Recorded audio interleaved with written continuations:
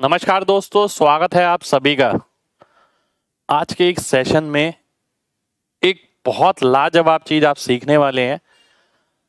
आपने महसूस किया होगा कि मेंसुरेशन के अंदर आप बहुत सारी जगह कैलकुलेशन में अटक जाते हैं। तो मेंसुरेशन की कुछ एक आज मैं 4 तरकीब या 4 मूल मंत्र आपको बताने वाला हूं, जैसे कि सामने लिखा है। लास्ट तक देखिएगा, बहुत मजा आएगा, जो आपका रास्ता बहुत आसान कर देंगे। यानी मेंसुरेशन की जो बड़ी से बड़ी कैलकुलेशन है, मैं ये नहीं कहता कि वो 100% खत्म हो जाएगी, 70% 80% खत्म हो जाएगी। आज के इस सेशन देखने के बाद मैं आपको ना केवल 4 मूल मंत्र बताऊंगा, साथ के साथ उन पे बेस क्वेश्चन भी लूंगा जो लेटेस्ट एग्जाम में आए हैं। बहुत आराम से मैं आपको समझाऊंगा, आपको लास्ट तक पूरा समझना है। 4 मूल मंत्र है, मेंसुरेशन पूरी खल्लास हो जाएगी, कैलकुलेशन खल्लास हो जाएगी मेंसुरेशन की। स्टार्ट करते हैं पहले से। पहला जो मूल मंत्र है वो आपके सामने लिखा है कि ऑप्शंस अगर दूर दूर हैं तो अप्रोक्स से ही आंसर निकालना है। इस बात का मतलब क्या है? देखिए, जब आप एग्जाम में जाते हैं ना, आपको 4 ऑप्शन मिलते हैं, ए बी सी और डी। ठीक है, 4 ऑप्शन आपको मिलते हैं और 4 ऑप्शन अपने आप में ही बहुत कुछ बोलते हैं और 4 ऑप्शन आपकी हेल्प के लिए हैं, केवल आंसर मार्क लगाने के लिए नहीं होते 4 ऑप्शन। ठीक है, आप अगर चाहें तो अपना आधे से ज्यादा एग्जाम इन ऑप्शन पे डिपेंड होके निकाल सकते हैं। ठीक है, पर मेन बात है कि आपको ये पता हो कि इसे यूज कैसे करना है। आज मैं आपको यही कला सिखाने वाला हूं और 4 मूल मंत्र आपको सिखाने वाला हूं। ध्यान से देखिएगा। देखिए, जैसे कि आप कोई भी क्वेश्चन पढ़ते हैं, मान लेते हैं यहाँ क्वेश्चन लिखा है, ठीक है, कोई भी मेंसुरेशन का क्वेश्चन लिखा है, यहाँ ऑप्शन में लिखा है 100, 250, 350, 450। अलग अलग तरीके के ऑप्शन आते हैं। आप सब वैरायटी के क्वेश्चन पाएंगे और आप ये पाएंगे जब आप ये 4 मूल मंत्र लगा लेते हैं तो 70 से 80% कैलकुलेशन आपकी खत्म हो जाती है। और वो कैलकुलेशन केवल मेंसुरेशन में नहीं, आपके और टॉपिक में भी खत्म हो जाएगी। अब देखिए, जब आपको एग्जामिनर ने 4 ऑप्शन दूर दूर दिए हैं तो यहीं से ही आपको एक बात समझनी है कि भाई जब ऑप्शन दूर दूर है, इसका मतलब जो भी फॉर्मूला मैं लगा रहा हूं, तो फॉर्मूला अगर मैं लगा रहा हूं, मान लेते हैं यहां पर लिखा था कि 32 इंटू 17 निकालना है। ठीक है, 17 नहीं, थोड़ा छोटा नंबर लेना, 32 इंटू 13। ठीक है, मान लेते हैं ये निकालना है आपको। ठीक है, अब मैं यहां पर देखता हूं मुझे इस तरीके की कैलकुलेशन करनी है। जब आप फॉर्मूला लगाएंगे कोई भी मेंसुरेशन में, देखिए यहां तो मैं एक एग्जांपल लेके चल रहा हूं, उसके साथ साथ एक एक क्वेश्चन भी लेके चलूंगा, तो आखिर तक आपको जरूर देखना है। बहुत सारी चीज सीखने को मिलेगी केवल इस छोटे से सेशन में। आप ये देखते हैं कि यहाँ 32 इंटू 13 लिखा है। ठीक है, 4 ऑप्शन है बहुत दूर दूर। आपको बताया गया ये कि जब भी ऑप्शन दूर दूर हो तो आप क्या करिए, आप लगभग पे काम करिए। ठीक है, जैसे मैं देखता हूं 13 तिया 39 होता है, मेरे दिमाग में आया 390। 13 तिया 39, मैं 32 ना लेके मैंने 30 ले लिया, 390 आ गया। अब क्योंकि मैंने 32 ना लेके मैंने 30 लिया था, इसलिए मेरा जो आंसर है वो एग्जैक्ट आंसर से कम आया होगा, क्योंकि अगर मैं 32 लेता तो नंबर बड़ा आता। तो मैं ये बोल सकता हूं 390 से बड़ा मेरा आंसर होगा। ठीक है, 390 से बड़ा। तो मैं ऑप्शन में देखूंगा कौन सा ऑप्शन 390 से बड़ा है, मैं देखता हूं डी ऑप्शन। डी ऑप्शन मैंने आंसर मार्क कर दिया।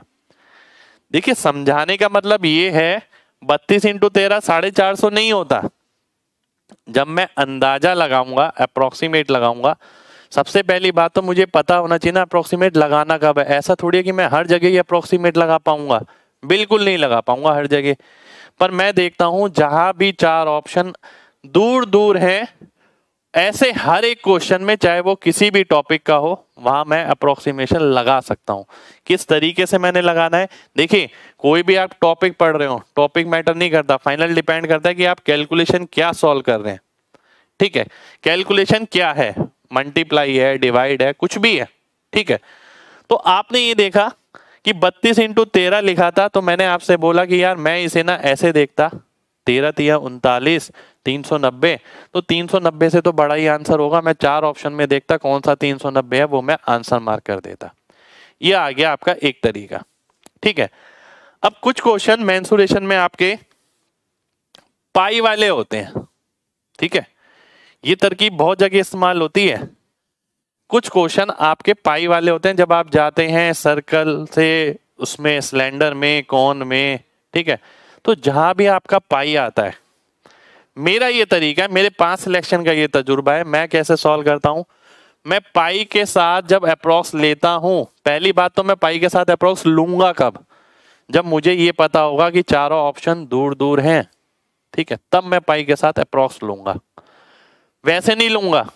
अब एक ऑप्शन है 100, 102, 103, 104, तो यहां मैं अप्रोक्स लेने की सोचूंगा भी नहीं, विचार भी नहीं करूंगा। ठीक है, तो आज की क्लास में आपको बहुत कुछ सीखने को मिलेगा, ध्यान से देखते रहिए बस। तो पाई की जगह मैं 3 लूंगा वहां पर जब ऑप्शन बहुत दूर दूर होंगे, मेरा काम थोड़ा आसान हो जाएगा। ठीक है, अब मैं आगे देखता हूं। अब पाई को 3 लेने से क्या फर्क पड़ेगा, देखिए मैं क्लास में ये भी समझाता हूं कि अगर ऑप्शन क्लोज हो तो अप्रोक्स कैसे लेना है, पर पहले आप ये सीखिए कि ऑप्शन दूर है तो ही मेरे को अप्रोक्स लेना है। ठीक है, पहले आपके लिए यही जरूरी है। पाई की वैल्यू होती है 3.14। अगर मैं इसे 3 लेता हूं, देखिए बात समझिएगा, बात समझनी बहुत जरूरी है। इसके बाद मैं क्वेश्चन लेने वाला हूं। पाई को मैं किसी चीज से मल्टीप्लाई कर रहा हूं, मान लेते हैं a इंटू बी है, a इंटू बी की कुछ वैल्यू आएगी। ठीक है, मैंने बोला कि अगर मैं a इंटू बी की वैल्यू 100 लेता हूं तो ये 314 हो गया, और अगर मैं इसकी जगह 3 लेता तो 300 आता। 3 इंटू 100 और 3.14 इंटू 100, यानी जब आगे वाला प्रोडक्ट 100 होगा तब जाके 14 का अंतर आएगा। ठीक है, यानी आपने अप्रोक्सीमेशन लिया, पाई की वैल्यू 3 ली, अब आपने देखा जो आगे a इंटू बी है, अगर वो 100 है तो जो भी आपका आंसर आया है उसमें 14 बढ़ा दो। अगर आपने देखा a इंटू बी 50 है तो आने वाले जो आपका आंसर आया है 3 लेके, उसके अंदर 50 की जगह क्या बढ़ेगा, 7 बढ़ जाएगा, क्योंकि 100 की जगह क्या बढ़ रहा है, 14 बढ़ रहा है। इसी तरीके से अगर a इंटू बी की वैल्यू 1000 है तो 140 बढ़ जाएगा। ठीक है, तो ये तरकीब मैं बहुत जगह इस्तेमाल करता हूं, यानी पाई को 3.14 ना लेके मैं 3 ले लेता हूं और मैं आंसर निकालता हूं। अब मैं देखता हूं जो मेरा आंसर आया, ठीक है, क्या अप्रोक्स के हिसाब से वो 4 ऑप्शन में नजर आ रहा है। ठीक है, आंसर उससे बड़ा ही होगा क्योंकि मैंने 3.14 की जगह 3 लिया है। अब मैं ये देखूंगा कि 4 ऑप्शन में से आंसर आ रहा है, जी हाँ आंसर तो आ रहा है, पर 2 ऑप्शन में मेरे को अभी भी डाउट हो रहा है। फिर मैं क्या करूंगा, फिर मैं देखूंगा पाई के साथ अगर कोई चीज गुणा हो रही थी वो कितनी थी लगभग, अगर वो 100 होती तो मैं अपने आंसर में 14 जोड़ दूंगा, अगर वो 1000 होती तो मैं अपने आंसर में 140 जोड़ दूंगा। ठीक है, आइए देखते हैं अब कुछ एग्जाम्पल। एक क्वेश्चन है आपके सामने, सीपीओ एसआई 2020 का लेटेस्ट एग्जाम का क्वेश्चन है, ध्यान से देखिएगा, बहुत ही अच्छा क्वेश्चन है। एक रेक्टेंगुलर, एक आयताकार लॉन है, ठीक है, एक आयताकार लॉन है जिसपे इसकी लेंथ जो है दुगनी है, लंबाई जो है चौड़ाई से दुगनी है, और इस पे 4 सेमी सर्कल बनाए गए इस तरीके से, अर्धवृत्त बनाए आपने इस तरीके से।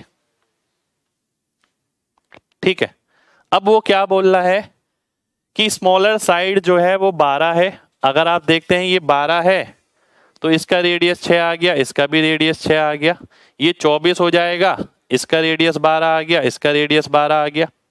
ठीक है, यानी रेक्टेंगल कितने का हुआ, 24/12 का, पर रेडियस जो बना है वो इतना इतना हो गया। अब वो बोलता है टोटल एरिया निकालो लोन का, लोन का मेरे को टोटल एरिया निकालना है। ठीक है, इसका अब सबसे पहले तो मैं यही देख पा रहा हूं यहां पर कि जो 4 ऑप्शन है वो बहुत दूर दूर हैं। अगर आप ध्यान से देखें तो 4 ऑप्शन बहुत दूर दूर नजर आ रहे हैं मेरे को, तो मैं सीधा अप्रोक्स लगा दूंगा और आंसर निकाल लूंगा। ये 4 ऑप्शन देखते ही मुझे पता लग गया कि मैं इस क्वेश्चन में पूरा कैलकुलेट नहीं करने वाला हूं, अदरवाइज वाट लग जाएगी, बहुत लेंथी पड़ेगा, ध्यान से देखिएगा। अब मैं देखता हूं आधा सर्कल पूरा सर्कल यानी पाई इंटू 6 का स्क्वायर प्लस पाई इंटू 12 का स्क्वायर, क्योंकि आधा सर्कल ये पूरा हो गया, प्लस ये आयत हो गया 24 इंटू 12। ठीक है, ये आ गया। अब मेरे को ये सॉल्व करना है। अब ध्यान से देखिएगा, अब आप क्या सोच रहे हैं कि इसमें एक एक वैल्यू डाल के पूरा मल्टीप्लाई करके सॉल्व करेंगे? आप खुद सोचिएगा आप कैसे करेंगे। अब देखिए मैंने आपको तरीका बताया है, जो ध्यान से देखिएगा। 144 और 36 यानी 180, 180 पाई प्लस 12 इंटू 24, 12 इंटू 24 अगर मैं करता हूं तो 12 इंटू 12 इंटू 2, 12 इंटू 12 क्या होता है 144 दूनी 288, ये आ गया। अब मेरे को आंसर निकालना है। अब आप क्या सोच रहे हैं, पाई की जगह 3.14 रखेंगे और फिर आंसर निकालेंगे? जी नहीं, ऐसा हम बिल्कुल भी नहीं करने वाले। हमने तो आपको सीधा सीधा बताया कि भाई अगर ऑप्शन दूर दूर है तो सीधा अंदाजा लगाइए। पाई की जगह अगर मैं 3 रखता हूं, 18 थी, कितना होता है 540 हो जाता है। ठीक है, 540 में कुछ प्लस हो रहा है, वो कितना है 288। अब मेरे को टोटल करने की जरूरत नहीं है, मैं सीधा ये देख रहा हूं कि आंसर मेरा बी ऑप्शन हो जाएगा। ठीक है, बी ऑप्शन मेरा आंसर आ गया। ठीक है, 853.2 ये मेरा आंसर हो गया, क्योंकि मैंने पाई की जगह 3.14 की जगह 3 लिया है। 18 थी 54 यानी 540 प्लस ये 540 से बड़ा होगा और 700 750 के करीब होगा।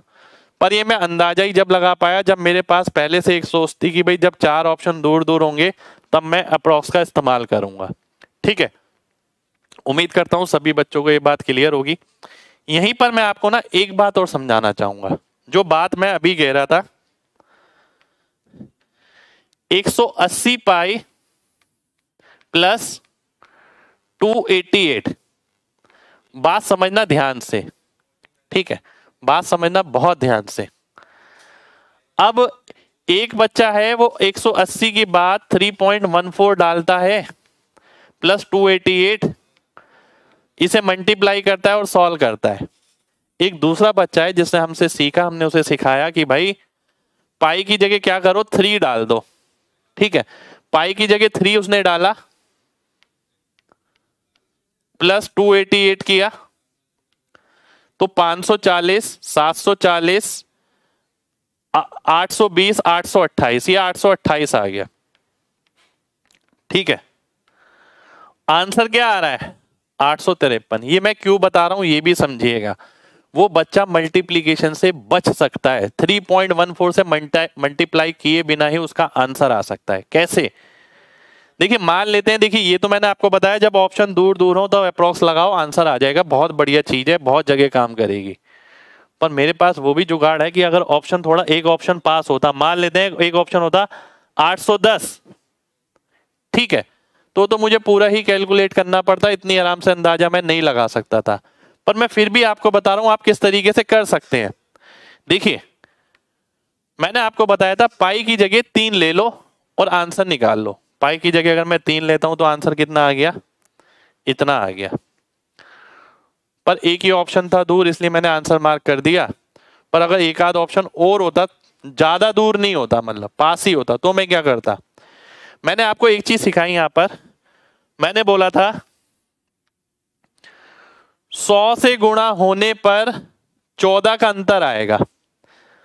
पाई अगर 100 से गुणा होता है, यहां पाई किससे गुणा हो रहा है, यहां पाई गुणा हो रहा है 180 से, तो अंतर कितने का आएगा। देखिए 100 के साथ अंतर आ रहा था 14 का, 180 लगभग दुगना है, लगभग दुगना है, मैं ये नहीं कहूंगा पूरा दुगना है, लगभग दुगना है। तो 14 दूनी 28, 28 ना लेके हम 27 26 25 कुछ भी ले सकते हैं। तो इसके अंदर मैं 27 26 25 कुछ भी जोड़ सकता हूं, वो मेरा आंसर हो जाएगा। 854 के करीब मेरा एग्जैक्ट आंसर आएगा। तो मैं देखता हूं 854 कौन सा ऑप्शन में है, बी ऑप्शन में है, बी ऑप्शन मेरा आंसर आ जाएगा। ये तरकीब हमारे पेड कोर्स की है, ठीक है, पेड कोर्स में मैं कराता हूं ये सारी तरकीबें। अभी तो केवल पहला मूल मंत्र खोला है मैंने, 4 मूल मंत्र हैं मैंने आपको बोला है। पहला मूल मंत्र बहुत डिटेल में मैंने आपको बताया, एक ही क्वेश्चन में पूरा लगा के बताया। मैंने ये भी बताया कि अगर ऑप्शन करीब होते तो हम क्या करते। ठीक है, आगे बढ़ते हैं। अब मैं आता हूं अगले मूल मंत्र पे। अगले मूल मंत्र से पहले एक और क्वेश्चन इसी पे बेस, एक और क्वेश्चन है। ठीक है, ध्यान से देखिएगा। अगला क्वेश्चन है आपके सामने, ये एक सर्कुलर ट्रैक है, ये रहा जी, जिसकी अंदर और बाहर वाली त्रिज्या आपको दे रखी है 29 और 23, और इसको लेवल करना है, इस पे आपको समतल करना है। ठीक है, तो सबसे पहले मेरे को इसका एरिया निकालना पड़ेगा। एरिया क्या होता है, पाई इंटू 23, 29 का स्क्वायर माइनस 23 का स्क्वायर, ये आएगा। ठीक है, तो पाई इंटू, अब मैं 29 का स्क्वायर 23 का स्क्वायर नहीं करूंगा, पहली बात तो a माइनस बी, 29 माइनस 3 जो कि 6 लिखूंगा, 29 प्लस 3 जो कि 52 लिखूंगा। ठीक है, ये मैंने लिख दिया। अब ये क्या आ गया, ये एरिया आ गया आपका। ठीक है, और जो कॉस्ट है लेवलिंग करने की वो 7 रुपए है। यदि एरिया को मैं 7 से गुणा करता हूं तो मेरा आंसर आ जाना चाहिए। ठीक है, ये आ गया। अब आप ये देखिएगा आप कहां अटकेंगे इसमें, आपको पूरा काम करना पड़ेगा। 22/7 इंटू 6 इंटू 52 इंटू 7, ये पूरा काम करना पड़ेगा, और 7 से 7 काटेंगे, फिर जाके आपका आंसर आएगा। ठीक है, फिर जाके आपका आंसर आएगा। अब मैं आपको ये बता रहा हूं आपको किस तरीके से करना है। इसमें मैं और भी चीजें लगा सकता हूं, और भी मूल मंत्र लगा सकता हूं जो मैं आगे बताने वाला हूं, पर वो मैं अभी बचा के रख रहा हूं, वो आगे ही बताऊंगा। अब ध्यान से देखिएगा, मैं आपकी जगह होता तो मैं क्या करता। मैं सबसे पहले तो ये देखता कि जो चारों ऑप्शन है वो दूर दूर है, 3000, 5000, लगभग 6800 और ये 7200, दूर दूर है ऑप्शन। तो मैं यही करता कि ये 52 इंटू 6 इंटू 7। ठीक है, अब आप देखते हैं 7 पंजे 35, ठीक है, 5 छिक 30 यानी 300, 300 सत्ते 2100, 5 छिक 30, 300, 300 सत्ते 2100, 2100 तो ये आ गया लगभग, इंटू 3 और कर देता हूं मैं। ठीक है, पाई की जगह मैंने 3 ले लिया, लगभग 6300। 6300 से थोड़ा सा ऊपर जाएगा, 7200 नहीं जाएगा, तो डी ऑप्शन मेरा आंसर हो जाएगा।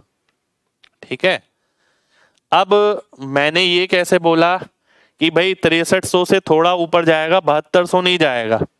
ठीक है, मैंने ऐसे बोला क्योंकि मैंने पाई को किससे गुणा किया, लगभग 2100 से।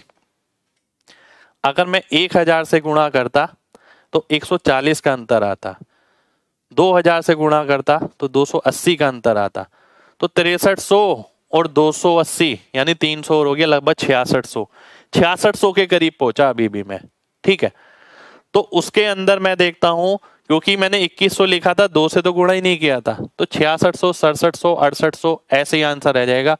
7200 पे वो नहीं पहुंच पाएगा। ठीक है, 4 ऑप्शन दूर दूर है, लेकिन तभी हम ऐसा कर सकते हैं। ठीक है, अगर 2 ऑप्शन थोड़े पास भी मिल गए ना, तब भी मैं एडजस्ट कर पाया, क्योंकि मैं 3.14 की जगह 3 लेता हूं तो मेरा रास्ता आसान हो जाता है। फिर जो आंसर आता है मेरा वो एग्जैक्ट नहीं आता, वो आंसर वो आता है जिसके अंदर मुझे कुछ जोड़ना पड़ेगा, और वो किस पे निर्भर करेगा, वो इस पे निर्भर करेगा कि मैं पाई को किस चीज से गुणा करता हूं। अगर पाई को मैं 100 से गुणा कर रहा था तो मैं उसके अंदर 14 जोड़ दूंगा, पाई को मैं 1000 से गुणा कर रहा था तो मैं उसके अंदर 140 जोड़ दूंगा। ठीक है, अगला मूल मंत्र, अगला मूल मंत्र और बहुत बढ़िया मूल मंत्र जो बहुत जगह काम आएगा, पाई इक्वल टू 22/7। जहां भी पाई है वहां 11 का मल्टीपल लगा दो, ये गलती बिल्कुल भी मत करना। ठीक है, ये मैंने जानबूझ के लिखा है क्योंकि बच्चे ये रट के ही बैठते हैं, जहां भी पाई है 11 का मल्टीपल लगा दो आंसर आ जाएगा। कई जगह टीचर भी ऐसी सिखाते हैं कि भाई 11 का मल्टीपल लगा दो, पाई देखते ही आंसर आ गया। नहीं, ऐसा बिल्कुल नहीं करना है। मैं बताऊंगा क्यों। अभी पहले मैं उसके आगे वाली लाइन पढ़ लूं जरा। एक से अधिक ऑप्शन में 11 का मल्टीपल मिल जाता है। पहली बात तो बच्चे ने यही गलत सीख लिया कि जहां पाई देखो 11 का मल्टीपल मार्क कर दो। दूसरी बात, चलो मान लेते हैं 11 का मल्टीपल आंसर भी हो जाता है, तो 2 ऑप्शन 3 ऑप्शन 4 ऑप्शन में भी मिल जाता है। फिर क्या करें? फिर किसी और नंबर का मल्टीपल लगाओ। इसी को मैंने एमजी कॉन्सेप्ट का नाम दिया, मेरा खुद का कॉन्सेप्ट, ठीक है, जिसे मैंने कितने सालों से लगाया और कितने बच्चों को लगवाया, ठीक है। 11 का मल्टीपल आज से नहीं चल रहा, 11 का मल्टीपल चलते हुए 6-7 साल हो गए। एमजी कॉन्सेप्ट पढ़ाते हुए भी हमें 7-8 साल हो गए, ठीक है, कब से पढ़ा रहे हैं। और अब आप इसका एग्जैक्ट मीनिंग जानिए। इसका एग्जैक्ट मीनिंग क्या है? देखिए, क्वेश्चन करने से पहले मैं आपको एक चीज सिखाना चाहूंगा, ध्यान से देखना। आपसे टीचर ने बोला कि जहां भी पाई देखो 11 का मल्टीपल लगा दो, ठीक है। ऐसा जरूरी बिल्कुल भी नहीं है। मैं ओपनली बोलता हूं आपके सामने, आप में से बहुत सारे बच्चे गलती कर रहे हैं, पाई देखते ही 11 का मल्टीपल मार्क कर देते हैं। लॉजिक देखिए पहले। पाई की जगह आता है 22/7, ठीक है जी। फिर ये आर स्क्वायर की वैल्यू और फिर एच की वैल्यू, ठीक है। अब बात समझना ध्यान से, 11 का मल्टीपल केवल तब आ सकता है जब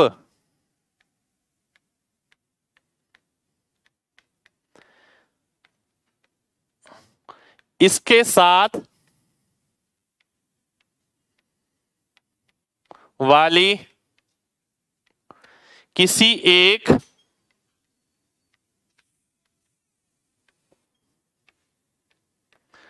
वैल्यू में 7 का मल्टीपल हो। ये जरूरी है, ये कोई नहीं बताता, ठीक है। आधा अधूरा ज्ञान हमेशा खतरनाक रहता है, चीजें गड़बड़ कर देगा। यानी मैंने मान लेते हैं वॉल्यूम के अंदर लगाया पाई आर स्क्वायर एच, फॉर्मूला लगाया सिलेंडर का, पाई आर स्क्वायर एच। अगर मैं देखता हूं या तो आर में 7 होगा या एच में 7 होगा, आप देखिए मैक्सिमम केसेस में मिलेगा, कई केसेस में नहीं भी मिलता है, ठीक है। तो आप उस केस में 11 का मल्टीपल आंसर मार्क लगा कर आ जाते हैं, पर वो पेपर में गलत हो जाता है। आपको पहले ये कंफर्म करना है क्या इसके साथ जो भी गुणा हो रहा है उसमें 7 है या नहीं है।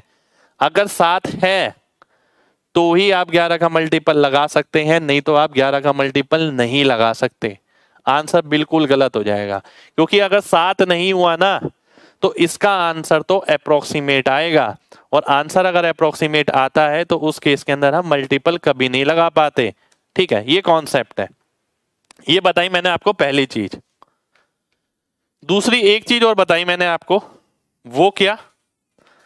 मैंने आपको एक बात बोली, अब बच्चे 11 का मल्टीपल तो पढ़ के चले जाते हैं, ठीक है। आपने पढ़ा पाई आर स्क्वायर एच, मान लेते हैं पाई ये है, आर की वैल्यू है 13 का स्क्वायर, एच की जगह 9 लिखा है। अब 9 छोड़िए 63 लिख देता हूं मैं, ठीक है। अब सबसे पहली चीज देखिए, ये देखकर आपके दिमाग में एक बात आई कि 7 इसमें है 7 इसमें है, 11 का मल्टीपल आएगा। आपने ऑप्शन देखे 11 का मल्टीपल वाले, ठीक है। अब मैंने ये देखा कि ऑप्शन में 11 का मल्टीपल किसमें है। कई बार ऐसा होता है 4 ऑप्शन ही 11 के मल्टीपल मिल जाते हैं। एग्जामिनर कर रहा है, अभी देखूंगा दिखाऊंगा मैं आपको ऑप्शन, ठीक है। तो क्या केवल 11 के मल्टीपल पे डिपेंड रहना ठीक है? जी नहीं। हम ये भी देख सकते हैं जो आने वाले नंबर है इसके आगे उनका भी मल्टीपल देख सकते हैं, क्यों नहीं देख सकते? यही तो एमजी कॉन्सेप्ट है कि यार इसके अंदर 9 आ रहा है, क्या 9 किसी से कट रहा है नीचे? जी नहीं, तो आंसर 9 का भी मल्टीपल होगा। क्या 13 किसी से कट रहा है? जी नहीं, तो आंसर 13 का भी मल्टीपल होगा। तो केवल मैं 11 के मल्टीपल पे डिपेंड होने वाला नहीं हूं, मुझे पूरा कॉन्सेप्ट पता है। अगर 11 के 4 मल्टीपल भी हुए तो भी मैं आंसर मार्क करके आऊंगा, ठीक है। और ऑप्शन से ही कर कर आऊंगा और जल्दी ही कर कर आऊंगा, क्योंकि मैं अन्य नंबर का मल्टीपल देख लूंगा। अगर मान लेते हैं कई बच्चा कहता है सर अन्य नंबर का मल्टीपल नहीं मिला, तो भी इलाज है हमारे पास, तो भी इलाज है। अभी देखिएगा मूल मंत्र आगे का, अभी तीसरा और चौथा बचा है। पहले इस पे क्वेश्चन देख लेते हैं। इस पे बेस क्वेश्चन है, ये आपके सामने, ध्यान से देखिए। अब साइड्स ऑफ ट्रायंगल दे रखा है 24, 26 और 10। 24, 26, 10 क्या होता है? एक राइट एंगल ट्रायंगल बनता है। 24, 10 और 26 का बेसिकली 12, 5 और 13 का ट्रिपलेट होता है। प्रत्येक शीर्ष का एक केंद्र मानकर एक वृत्त खींचा जाता है। प्रत्येक शीर्ष, यहां पर एक वृत्त मान लिया, यहां पर एक वृत्त खींच दिया, यहां पर एक वृत्त खींच दिया, ठीक है, जिसका रेडियस कितना है? 4.2 है। What is the area of portion? आपको बताना है वृत्त के तीनों खंडों द्वारा आवृत क्षेत्र का क्षेत्रफल, यानी कौन सा एरिया बताना है आपको। ध्यान से देखिए, आपको एरिया बताना है ये वाला, मैं हाईलाइट कर देता हूं, ये वाला, ये वाला और ये वाला, ठीक है। देखिए हमें पता है एक त्रिभुज के तीनों कोणों का योग कितना होता है? 180। यानी ये जो सेक्टर बन रहा है वो 180 डिग्री का बनना है। 180 में क्या बनता है? सेमी सर्कल बनता है। यानी मुझे एक बात पता लग गई, पाई आर स्क्वायर बाय 2 निकालना है मेरे को, ठीक है, ये निकालना है। अब ध्यान से देखिएगा, अब अगर मैं लिखता हूं पाई बाय 2, पाई की जगह इसने बोला है 22 ले लो जी, चलो ठीक है 22 ले लेते हैं, 7 ले लेते हैं, 2 ले लेते हैं। आर की वैल्यू में क्या आ रहा है? 4.2। अगर मैं यहां पर 4.2 लिखता हूं और इसका स्क्वायर लिखता हूं, अब बात है यहां समझने वाली। देखिए सबसे पहली बात, आप में से बहुत बच्चों को यह पता है कि यहां 11 का मल्टीपल आ जाएगा। जी बिल्कुल आएगा। वो कहां से पता लगा? देखिए कई टीचर यही करते हैं कि यहां देखो एरिया आ रहा है पाई आर स्क्वायर, 11 का मल्टीपल लगा दो, उड़ा दो, ठीक है। ऐसा बिल्कुल नहीं करना है, कॉन्सेप्ट से जाइए। 11 का मल्टीपल कब आएगा? मैंने बताया था जब आर में 7 हो। आर में 7 आ रहा है तो 11 का मल्टीपल आएगा। जी बिल्कुल आएगा। अब मैं देखता हूं 11 का मल्टीपल किसमें? 2 और 7 9, 7 और 2 9, इसमें तो नहीं है। 9 और 2 11, 8 और 2 10, नहीं है। 1 5 6 6 12 और 8, इसमें भी नहीं है। तो 11 का मल्टीपल मेरा आंसर हो गया, ठीक है। अब एक चीज और बताना चाहूंगा यहां पर। अब मान लेते हैं इसी क्वेश्चन में एग्जामिनर क्या करता, एग्जामिनर आपको एक ऑप्शन और दे देता 11 का मल्टीपल वाला, क्योंकि आजकल तो हो ही रहा है। देखिए ये क्वेश्चन भी सीपीओ 2020 का है, ठीक है। एक ऑप्शन और दे देता 11 का मल्टीपल वाला। आपको सेंस लगानी है, पूरा नहीं सॉल्व करना। आपने देखा ये जो 4.2 है ये 3 से भाग हो रहा है। ये जो 4.2 है किससे भाग हो रहा है? ये 3 से भाग हो रहा है, और 3 की पावर 2 यानी 9। तो जो आंसर आएगा उसमें 9 का मल्टीपल भी मिलेगा ही मिलेगा। यही तो एमजी कॉन्सेप्ट है पूरा। एमजी कॉन्सेप्ट किसी को अगर पढ़ना है तो वो यूट्यूब पे और पुरानी वीडियोस देखिए मेरी। एमजी कॉन्सेप्ट बहुत डिटेल में पढ़ा है मैंने, जो बहुत ज्यादा पावरफुल टूल है आपके लिए। तो 3 यहां पर आ गया, 3 का स्क्वायर 9, 9 से भाग होने वाला देखता मैं फिर, क्या वो ऑप्शन 9 से भाग हो रहा है? जी हाँ हो रहा है, तो वही ऑप्शन मार्क कर दीजिए। अब कोई बच्चा बोल रहे सर 11 से भी हो रहा हो, 9 से भी हो रहा हो, फिर क्या करेंगे? भाई परेशान क्यों होते हो? देखिए इसमें 7 है, जी बिल्कुल है, 2 बार 7 है, 7 का स्क्वायर आएगा ना, ठीक है। 7 6 42 होता है, डेसिमल अगर मैं भूल जाऊं तो 2 बार 7 आएगा, 1 बार 7 कट जाएगा। तो आंसर जो है आपका 7 से भी भाग होना चाहिए। समझ रहे हो? यही तो एमजी कॉन्सेप्ट है। तो तोड़ केवल एक नहीं है, तोड़ हमारे पास बहुत सारे हैं। मेन बात है आपको कॉन्सेप्ट बिल्डिंग आपके पास होनी चाहिए, बिल्कुल बेस से, जीरो से चीजें पता होनी चाहिए। ऐसा नहीं है कि केवल ट्रिक हवा में फेंक दी मैंने और आपने बटोर ली और आप लेके चल रहे हो, सोच रहे पेपर निकाल देंगे। जी बिल्कुल नहीं, आपको ठोस तरीके से पता होनी चाहिए। मैं क्यों दे रहा हूं इतने सारे एग्जाम्पल एक ही चीज में? इसलिए क्योंकि आप ये चीज और भी जगह लगा पाए, ठीक है। आगे बढ़ते हैं, एक और क्वेश्चन इस पे देखेंगे। ये है आपका अगला क्वेश्चन, दूसरे ही मूल मंत्र पे, ठीक है। एक ट्रायंगुलर पार्क आपको दे रखा है जिसकी साइड आपको दे रखी है ये 35, ठीक है, 53 और 66। अब जरूरी थोड़ी है कि मल्टीपल जो है आपका वो पाई वाला ही मिले क्वेश्चन, बिना पाई वाला भी तो मिल सकता है। तो क्या करेंगे, वही हम देखने जा रहे हैं, ठीक है। आइए देख लेते हैं। Cost of levelling the park इस रेट से, आपको बताना है पार्क को समतल करने की लागत कितनी होगी अगर रेट ही है। यानी सबसे पहले मैं एरिया निकालूंगा, एरिया को 9.25 से मल्टीप्लाई कर दूंगा। ठीक है, एरिया को 9.25 से, क्योंकि 9.25 प्रति मीटर स्क्वायर की कीमत है। अब एरिया का फॉर्मूला क्या होता है, एरिया तो निकालने के लिए टाइम लगेगा इसका, S minus A S minus B S minus C, कोई दिक्कत नहीं है। ये देखते हैं एस क्या हो गया, A plus B plus C by 2, 6 और 3 9 और 5 14, 140, 146 और ये हो 66 है, अच्छा 63 नहीं है 66 है। ठीक है, 6 3 9 5 14, 140 और 14, 154/2 यानी 77। फॉर्मूला होता है मेरा अंडर रूट एस माइनस पहली साइड, एस माइनस दूसरी साइड, एस माइनस तीसरी साइड,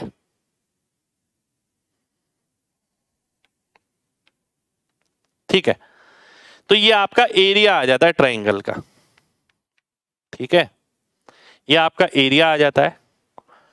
अब एक बात ध्यान से देखिएगा, क्या आप ये पूरा सॉल्व करने वाले हैं? मैं तो पूरा सॉल्व नहीं करने वाला। क्यों? क्योंकि मैं एक चीज देख सकता हूं, जब मैं इसका रूट करूंगा तो 11 यहां से निकलेगा, 11 यहां से निकलेगा, तो एरिया में 11 आएगा पहली बात।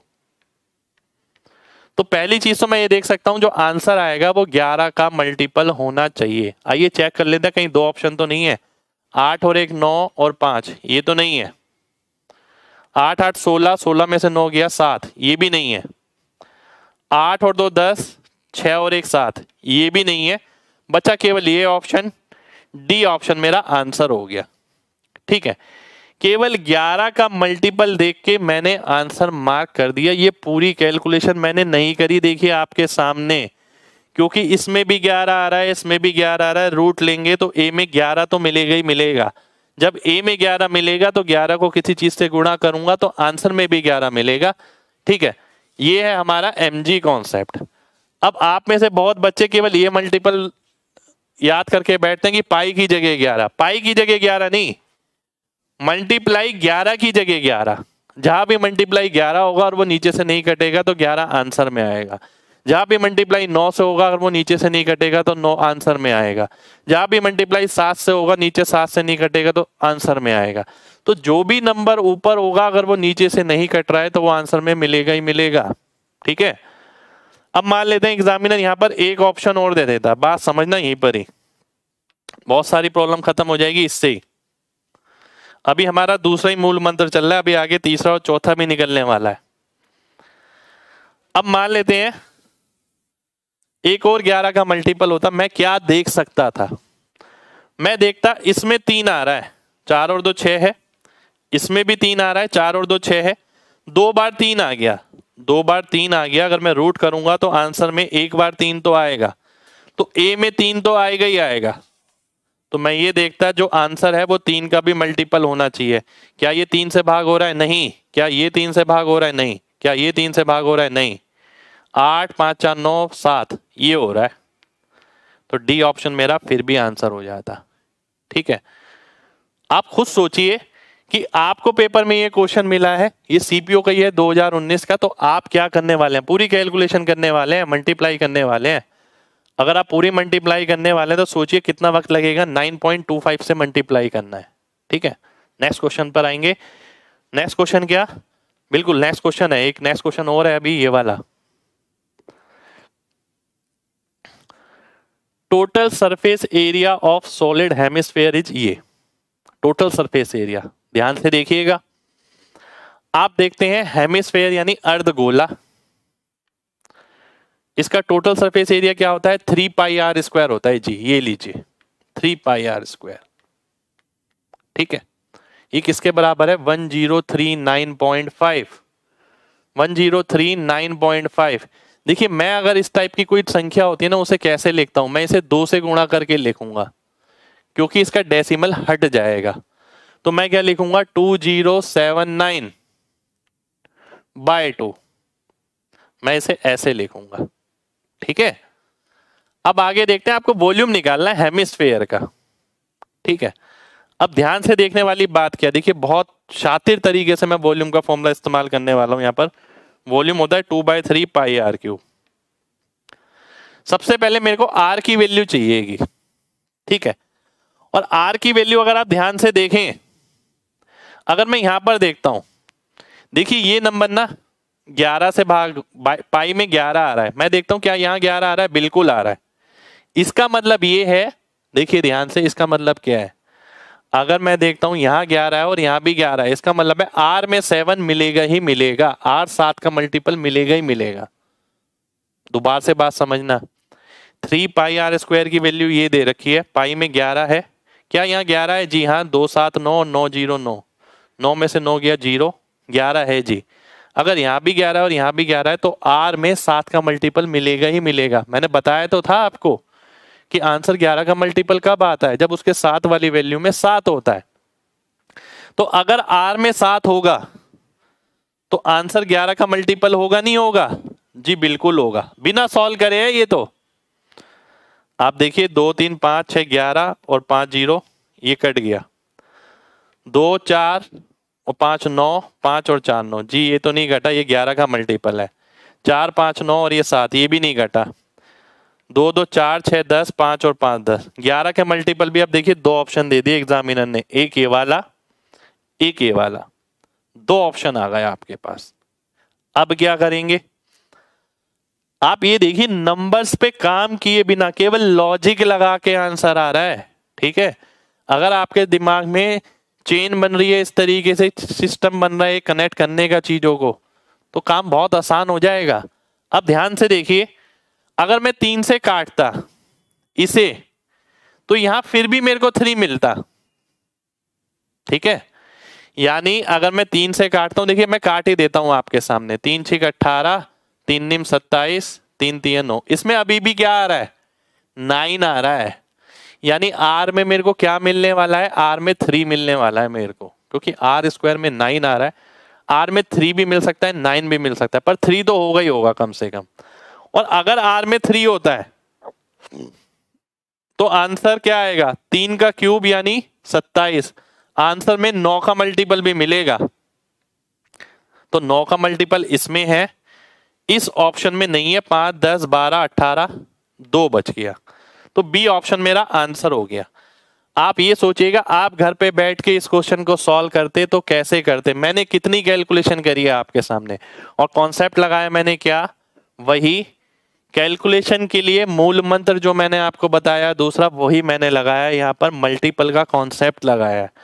आर यहाँ पर देखा कि आर में 7 होगा, यहाँ पर देखा आर में 7 होगा, तो आंसर में 11 का मल्टीपल आएगा, और 11 का मल्टीपल 2 ऑप्शन में मिल गया। अब क्या करूं, मैंने देखा कि आर में क्या मिल रहा है, 3 मिल रहा है, तो 3 का क्यूब करेंगे तो 9 मिलेगा, तो 9 किस में है, बी ऑप्शन में है। बी ऑप्शन आपका आंसर हो जाएगा, खल्लास हो जाएगा।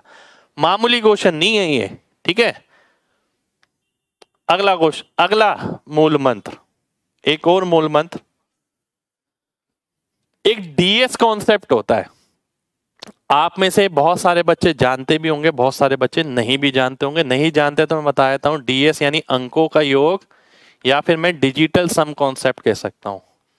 अगर आप में से कोई बच्चा नया है जो इस कॉन्सेप्ट को पढ़ना चाहता है, वो यूट्यूब की पुरानी वीडियोस देखिए, उसमें आपको मेरा डिजिटल सम कॉन्सेप्ट मिल जाएगा।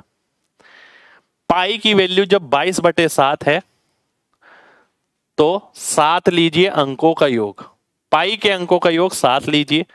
पाई की वैल्यू जब 3.14 है तो अंकों का योग कितना आएगा, 4 3 7 और 1 8, तो 8 लीजिए। इसको और क्लियर करते हैं एक एग्जांपल के साथ। एक क्वेश्चन है मेरे सामने, ये CHL 19 अक्टूबर 2020 तीसरी शिफ्ट, ठीक है, तीसरी शिफ्ट का ये क्वेश्चन है, ध्यान से देखिएगा बहुत। एक सर्कल बनाया जाता है रेक्टेंगल के चारों ओर, एक रेक्टेंगल है मेरे पास, इसके चारों ओर एक सेकंड हो जाइए, मैं दोबारा से बनाता हूं। एक सर्कल है, ये रेक्टेंगल बनाया गया, ठीक है, ध्यान से देखिए। 24 इसकी लेंथ है, 7 ये है, तो ये कितना आ जाएगा, 25 आ जाएगा जी।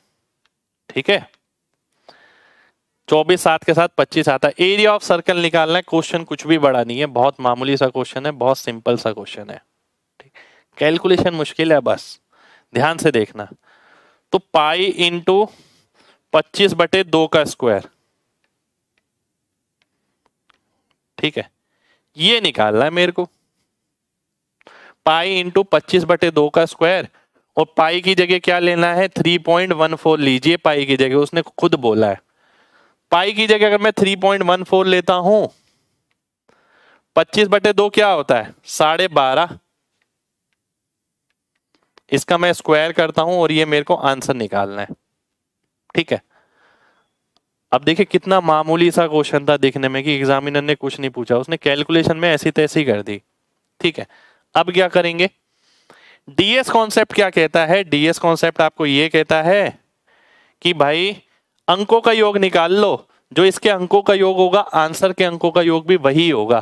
कैसे, इसके अंकों का योग कितना हो गया, 4 3 7 1 8, इसके अंकों का योग कितना हो गया, 8 का स्क्वायर यानी 64, 64 का मतलब हो गया 1, 5 2 7 और 1 8, 8 का स्क्वायर होता है 64, 64 का मतलब क्या हो गया, 6 और 4 10, 10 का मतलब हो गया 1, तो मैंने 1 लिख दिया।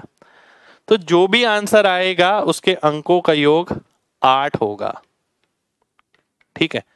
आइए मैं देखता हूं 4 ऑप्शन में से किसके अंकों का योग 8 है। जहां भी 9 बनता है वहां 0 कर दो, इसके अंकों का योग 8 बन रहा है।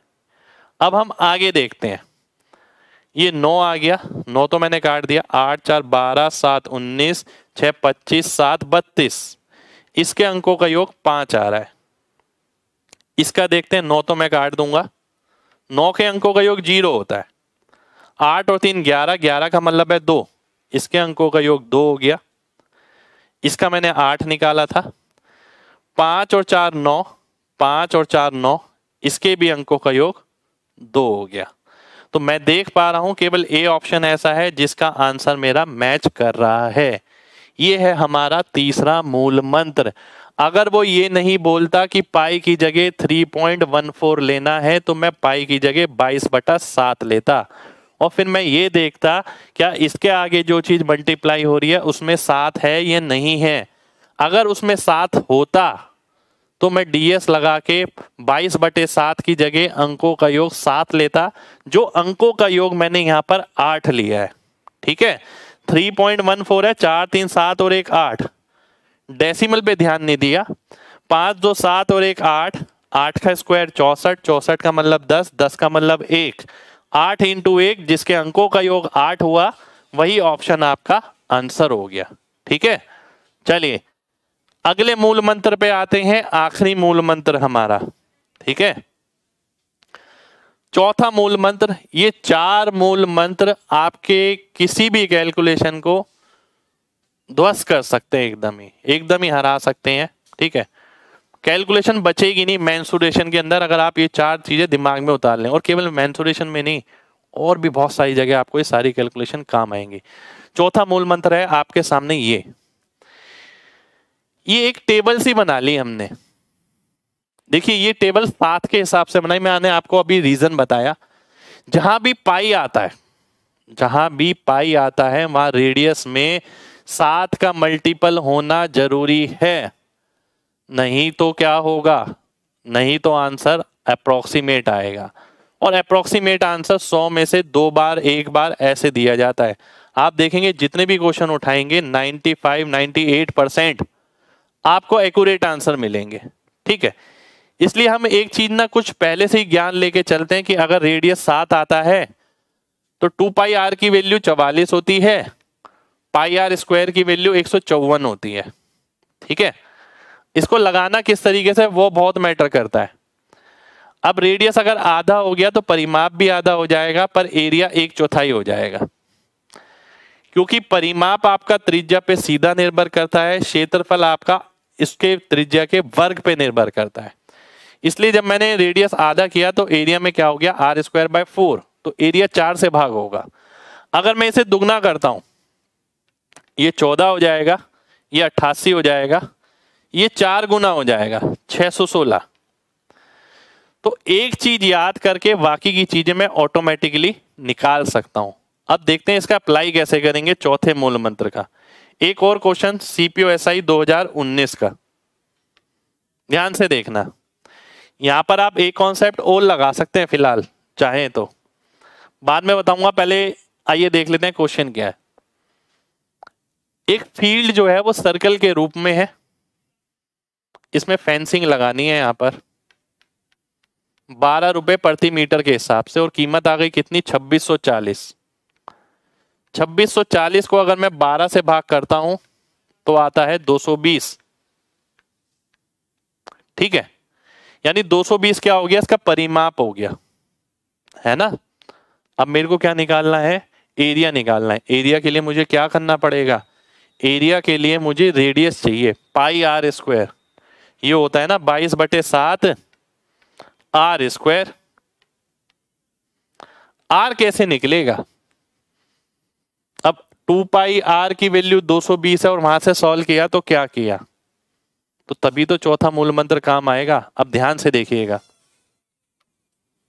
यहां पर देखिए जैसे बता रहा हूं, परिमाप कितना हो गया 220, यानी कितने गुना 5 गुना, तो रेडियस कितना हो जाएगा 5 गुना यानी 35। ये दिमाग में करना है, लिखना नहीं है ये आपको। तो रेडियस कितना आ गया 35 आ गया, क्योंकि मुझे परिमाप नजर आ रहा है 44 का 5 गुना। इसका मतलब है यहाँ जो त्रिज्या का इस्तेमाल हुआ होगा वो भी 5 गुना का हुआ होगा। जो रेडियस 7 लेते थे हम उसकी जगह 35 लेंगे, तो मैं यहाँ 35 का स्क्वायर कर दूंगा, ठीक है। अब मैं आगे सॉल्व करूंगा। अब मेन बात यह आती है कि आप इसे किस तरीके से सॉल्व करते हैं। मैंने आपको काफी सारी चीजें सिखाई। मैंने आपको 11 का अब देखिए 11 का मल्टीपल कोई बच्चा चाह रहा है तो देखिए यहाँ भी 11 का मल्टीपल, यहाँ भी 11 का मल्टीपल, यहाँ भी 11 का मल्टीपल, यहाँ भी 11 का मल्टीपल कर लो भाई। 11 के मल्टीपल से कैसे आएगा, तो 11 का मल्टीपल सब जगह नजर आ रहा है, ठीक है। और मैं एक चीज भी देख पा रहा हूं कि 11 का मल्टीपल इसलिए भी आ पा रहा है क्योंकि इसमें 7 था। पर मैं क्वेश्चन कैसे करने वाला हूं, मेन डिपेंड ये कि मैं कैलकुलेशन कैसे करने वाला हूं। आइए ये देख लेते हैं। देखिए सबसे पहली चीज मैं जो आंसर मार्क कर सकता हूं, पहला तरीका ये है कि इसको मैं देखता हूं 35 का स्क्वायर और इसको 2, तो इसमें 2 बार 5 आ गया। 2 बार 5 तो आना चाहिए आंसर में। किस में आ रहा है 2 बार 5, इसमें नहीं आ रहा, इसमें नहीं आ रहा, इन दोनों में आ रहा है। 25 से भाग हो रहा है ये भी, ये भी। क्या आंसर में 0 आएगा, देखिए 2 बार 5 आ गया और 2 भी आ गया तो आंसर में 0 आएगा। ये ऑप्शन मैंने काट दिया, डी ऑप्शन मेरा आंसर हो गया। ये हुआ मेरा पहला तरीका, ठीक है। केवल 0 देख के 25 का मल्टीपल देख के मैंने आंसर मार्क कर दिया। जो चौथे मूल मंत्र का इस्तेमाल किया वो इसलिए हुआ कि मेरे को रेडियस निकालने के लिए लिखना नहीं पड़ा, ठीक है। और क्या कर सकता हूं मैं, पहला मूल मंत्र याद करिए क्या सिखाया था। पहला मूल मंत्र सिखाया था 4 ऑप्शन अगर दूर दूर है तो लगभग पे काम करिए, आंसर उसी से ही आ जाएगा, ठीक है।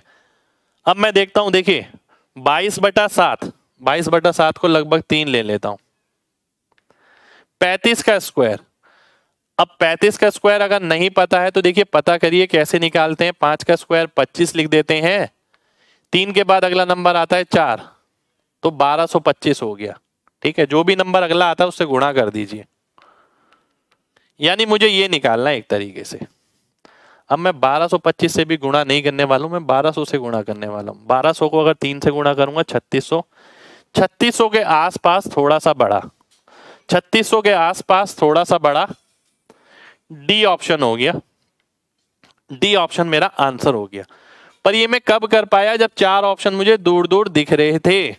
अगर ये 4 ऑप्शन मुझे दूर दूर नहीं दिखते तो मैं ये नहीं कर पाता, ठीक है। 3.14 की जगह मैंने 3 लिया, ठीक है। और मैंने ये भी बताया था एग्जैक्ट आंसर में कितना फर्क आएगा। जब आपका 1000 से गुणा होगा तो 140 का, जब 100 से गुणा होगा तो 14 का, अगर आप 3.14 की जगह 3 लेते हैं, ठीक है। तो ये थे हमारे मेंसुरेशन के मूल मंत्र, ठीक है। क्या और कोई क्वेश्चन बचा है, जी नहीं। ये थे हमारे मेंसुरेशन के 4 मूल मंत्र जो आपकी किसी भी कैलकुलेशन को पूरी तरीके से चिकनाचूर कर सकते हैं अगर आप लगातार प्रैक्टिस करते हैं। अगर आप ये सोचेंगे केवल एक वीडियो देख लिया था मैंने सर का और उससे मेरी कैलकुलेशन बिल्कुल दुरुस्त हो गई और पेपर में लग जाएगी, तो बिल्कुल नहीं होगा ऐसा। आपको घर पे बहुत प्रैक्टिस करनी पड़ेगी। जितनी भी चीजें मैंने सिखाई हैं आप घर पे लगा कर देखिए। और मेन बात है, हर चीज का बेस पता होना चाहिए, वो कॉन्सेप्ट पता होना चाहिए। कॉन्सेप्ट ही ताकत है, ठीक है। अगर आप उस कॉन्सेप्ट को साथ लेके चलते हैं तो बहुत सारी कैलकुलेशन आपकी बहुत ही ज्यादा आसान हो जाएंगी। ये केवल मैंने मेंसुरेशन की क्लास नहीं ली, एक कैलकुलेशन की क्लास ली, और इस कैलकुलेशन में जो भी कंक्लूजन आया वो केवल मेंसुरेशन में नहीं, आपकी पूरी मैथमेटिक्स में काम आएगा, पूरे एप्टीट्यूड में काम आएगा, ठीक है। तो उम्मीद करते हैं आपको मेरे चारों मूल मंत्र कैलकुलेशन के पसंद आए होंगे, ठीक है। पसंद आए हो तो दिल से लाइक जरूर करिएगा और कमेंट करके जरूर बताइएगा, जिससे मैं और किसी चैप्टर में भी एक और मूल मंत्र लाने की कोशिश करूं। जय हिंद।